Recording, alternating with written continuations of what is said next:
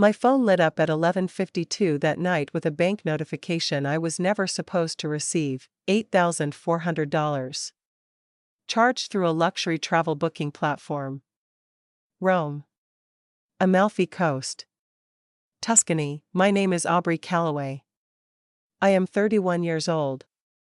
I work as a senior financial compliance officer at a payment processing firm in Seattle, Washington. My entire career is built around identifying transactions that do not add up. I never expected to find one in my own family. That same morning, my father had set down his coffee at the breakfast table and smiled the way he smiled when he had already decided something and was simply informing the rest of us. He said, "We've sorted out a trip to Italy. Just the 5 of us. You understand, don't you?" I looked around the table. 5 people.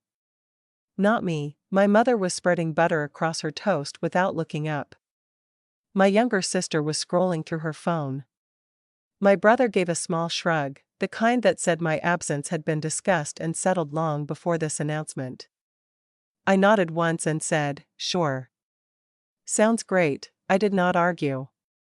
I did not ask why the person who had covered 3 years of emergency bills, car repairs, medical co-pays, and rent shortfalls was apparently not family enough for a 10-day trip to Italy.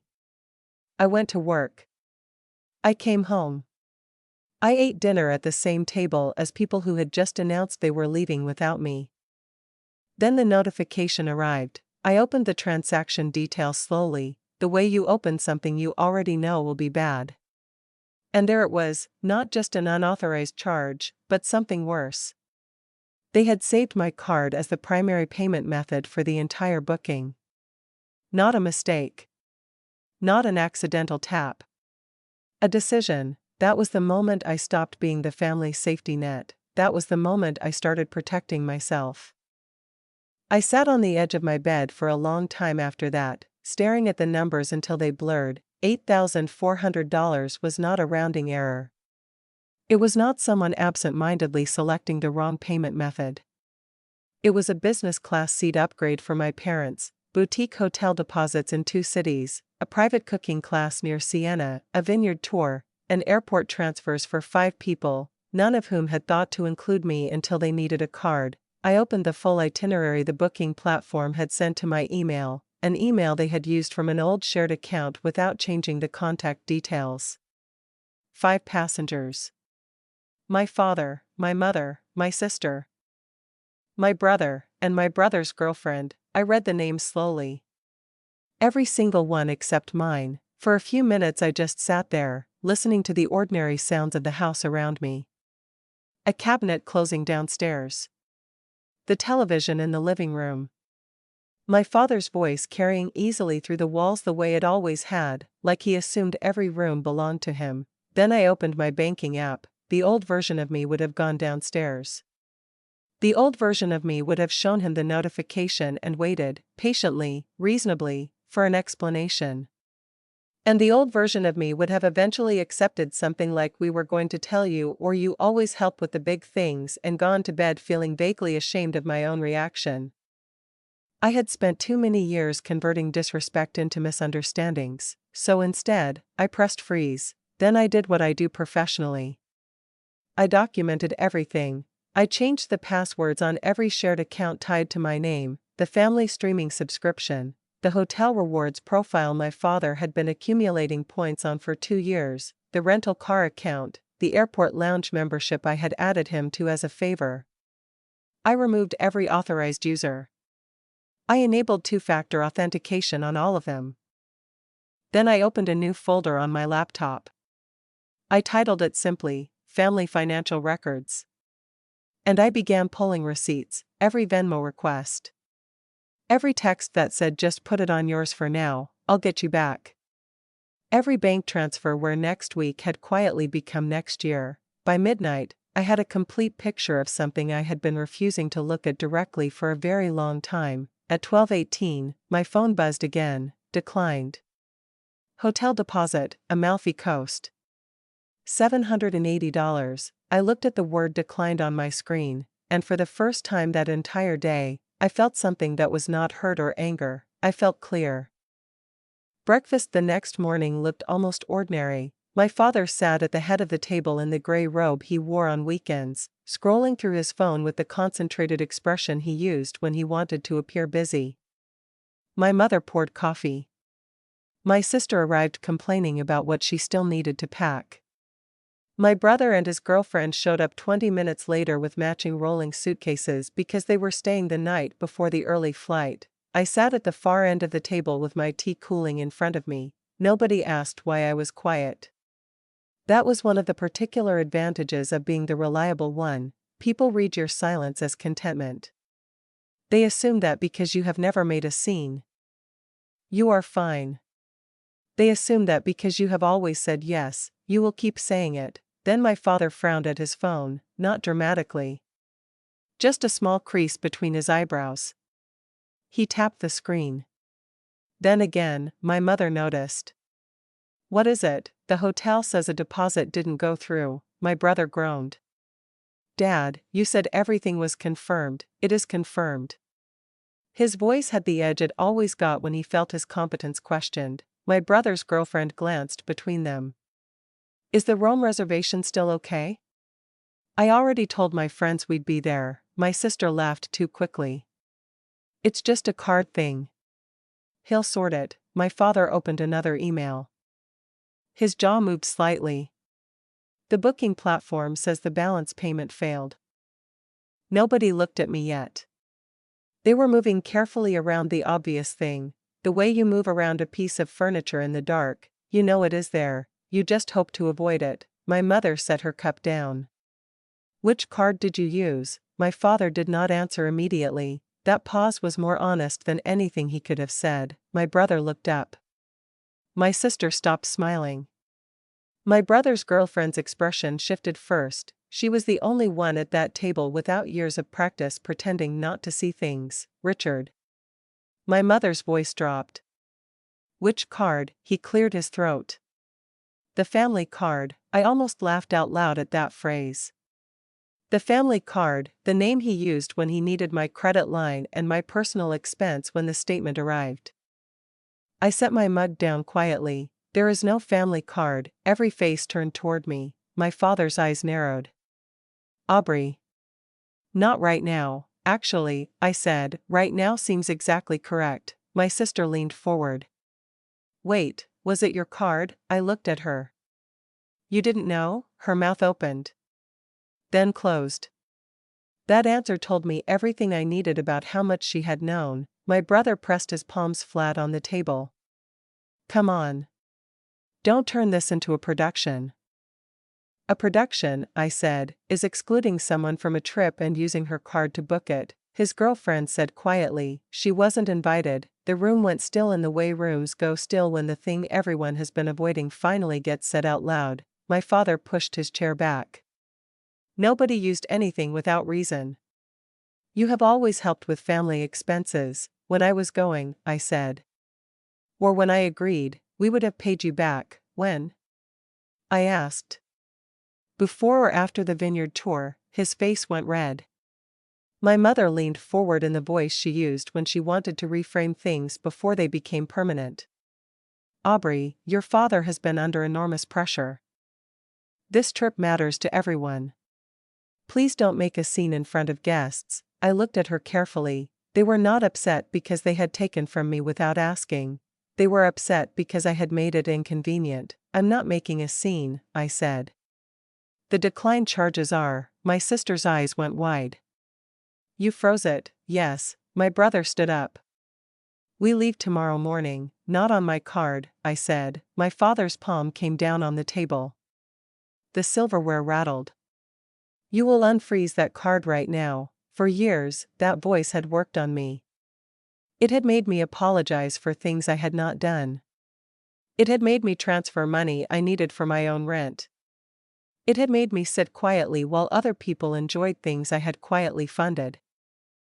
That morning, the voice hit something solid and simply bounced off. "No," I said, "just that. One word.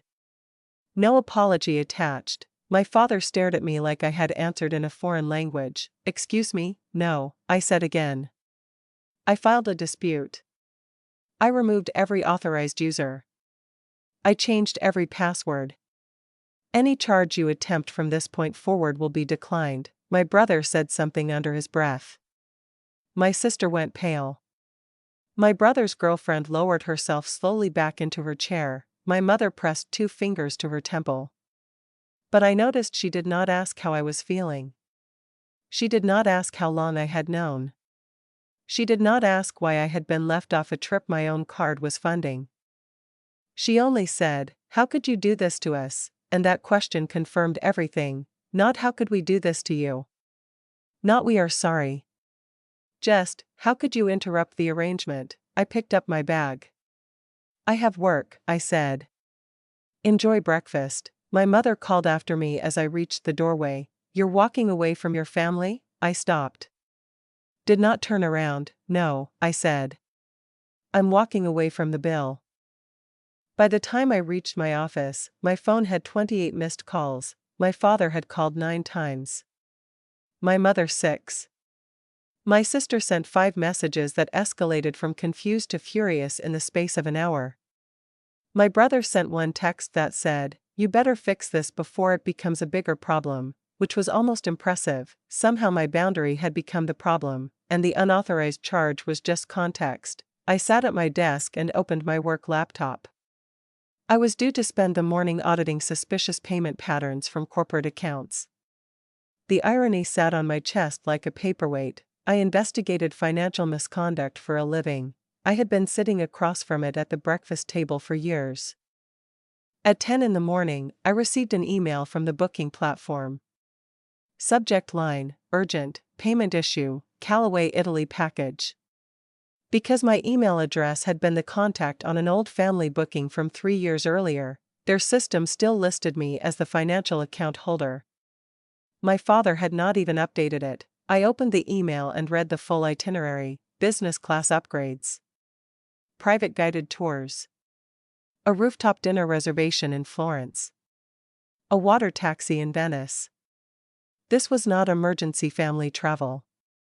This was a luxury vacation planned in careful detail, funded with a card nobody had asked permission to use. I forwarded the email to my records folder, then replied in one sentence: "I did not authorize this booking and will not be responsible for any remaining balance." Then I called the platform directly. The agent, a woman named Patricia, answered with audible relief. She told me my father had confirmed, verbally, that I had approved the charge. I closed my eyes. Not a misunderstanding. A lie with my name on it. I told her clearly that I had not authorized anything, that a dispute was already filed with my bank, and that they should update the account accordingly. She confirmed the hotels would release their holds within 24 hours if no valid payment was received. I thanked her and ended the call. Then I walked to the break room where my closest colleague, Diana, was eating lunch. Diana was one of the few people who knew fragments of my family history without knowing the full picture. She looked at my face and asked no introduction questions. She just said, "What happened?" I told her everything. She listened completely, no interruptions, no flinching, no instinct to rush toward the silver lining. When I finished, she did not say, "But they're your parents, or maybe they didn't think it through." She said, "Aubrey, they didn't just leave you out of the trip. They budgeted you into it." That sentence landed somewhere deep, not as a guest, not as a daughter, as a payment source. Diana leaned forward. "Do you have everything documented? Bank dispute reference, platform emails, declined charge records, 3 years of payment history." "Good," she said. "Don't argue with feelings. Argue with facts." That was the reminder I needed. At noon, my father sent a text. "Call me before you destroy this family over money." I read it twice. Then I typed back, "You planned a family trip without me and used my card to fund it." The destruction did not begin with my boundary. He did not respond for 11 minutes. Then, "You are being childish." I sent him a screenshot of the original charge. Then a screenshot of Patricia's email confirming he had claimed I had given approval. Then I wrote, "Do not contact my bank, my employer, or the booking platform claiming to have my authorization." Everything is on record. His typing indicator appeared. Disappeared. Appeared again. Finally, we will speak about this tonight, I replied, yes. 6 o'clock. Everyone present. Including your son's girlfriend, because her name is on a trip she deserves to understand. That was the first time in my adult life I chose the room instead of being cornered by it. At 5:45 I drove home with both hands steady on the wheel. I was not rehearsing a speech.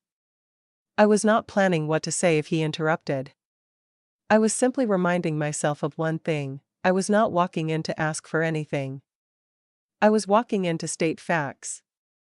Facts did not require permission to exist. When I arrived, everyone was already in the living room. My father stood near the window. My mother sat on the couch with perfect posture, which she always deployed when she wanted to signal that she was the reasonable one. My sister had her arms folded. My brother stared at the carpet. His girlfriend sat slightly apart from the group, the posture of someone who had been given 3 different explanations and trusted none of them. I placed my laptop on the coffee table and connected it to the television. My father said, "What exactly do you think you're doing?" Showing the receipt, I said. The screen filled with the booking platform invoice, large enough for every person in the room to read without leaning forward. I pointed to the first line: 5 passengers. Rome, Amalfi Coast, Tuscany.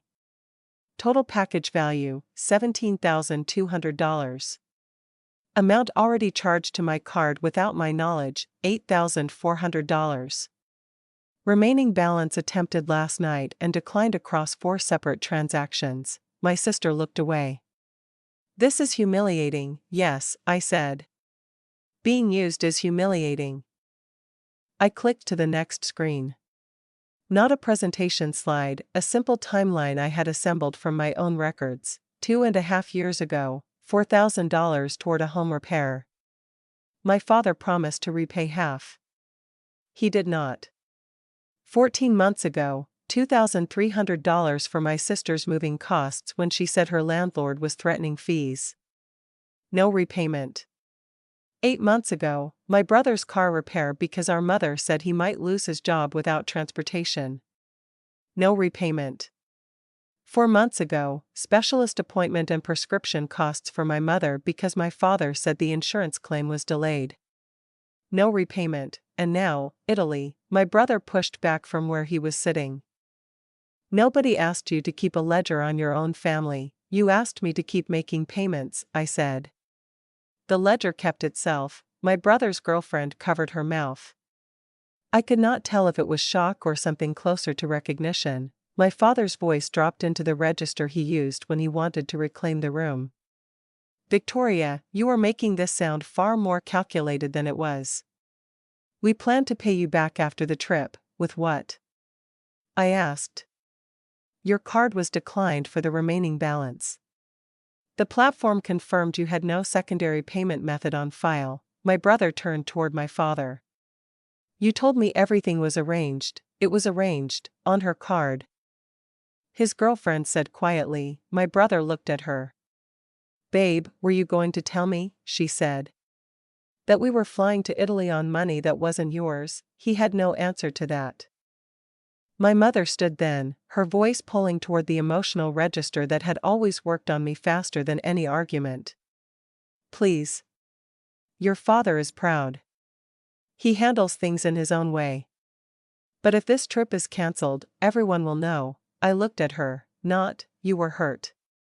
Not, we treated you badly. Just, everyone will know. Exposure. That was what frightened them. Not the wrongdoing. The visibility of it. I closed the laptop halfway. Then perhaps everyone should know less about the vacation itinerary and more about how it was funded. My sister whispered, "That's cruel." No, I said. Cruel is sitting across from me at breakfast and asking me to understand why I don't belong, while my card is already checked in for your flight. My brother's girlfriend stood, picked up her bag, and said she needed to call her parents and tell them the trip might not be happening. My brother reached for her arm. You don't have to. Your family charged an international vacation to your sister's card without telling her, she said. I think my parents should probably know that before we talk about wedding planning, my father said. Nobody leaves until this is resolved. I looked at him. It is resolved. My card is closed. The dispute is filed. The platform has been notified. The shared accounts are locked. If you want Italy, you will need to pay for it yourselves. My mother's tears finally came. After everything we have done for you. That sentence reached for the old wound. The one that had kept me paying long after I should have stopped. But I looked at the screen still showing 3 years of transfers and thought clearly about what had actually been done for me, and what I had simply been doing for everyone else. Raising me was your responsibility, I said. Funding your lifestyle is not mine. Nobody spoke. My father looked at me the way people look when they realize they are not speaking to the person they thought they knew. Maybe he was right. Maybe he had never met this version of me, the one who had finally stopped confusing being needed with being loved. I packed my laptop into my bag. At the door, my mother said, "If you leave now, don't expect this to be forgotten." I looked back once. I'm not the one who needs to be forgiven tonight. Then I walked out, not to my bedroom. Not to hide. Out of the house. The trip collapsed within 48 hours, hotel deposits were released. Tour reservations were cancelled. My brother's girlfriend called her parents. My sister refused to cover the remaining balance. My father called 2 relatives and was told no by both of them. The group chat that had once been full of packing lists became a series of accusations. My brother blamed my father. My sister blamed timing. My mother blamed me, until my brother's girlfriend finally wrote one message that ended the conversation. She said, "The trip did not fall apart because Aubrey protected her card. It fell apart because all of you built it on money that was never yours." Nobody replied after that. A month later I signed a lease on my own apartment. Every bill had one name on it. Mine. The following spring, I booked a solo trip to Portugal, using points from a card only I controlled. When the confirmation came through, I smiled. This time the charge was mine. The seat was mine. The choice was mine, and nobody at breakfast had to decide whether I belonged. Some families do not realize they have turned you into a resource until the resource stops being available. They will call your boundaries selfish. They will call your records cruel, but love that requires you to stay silent, stay useful, and stay out of the way, is not love at its most honest. Keep records. Protect your accounts. And never let guilt become someone else's access code.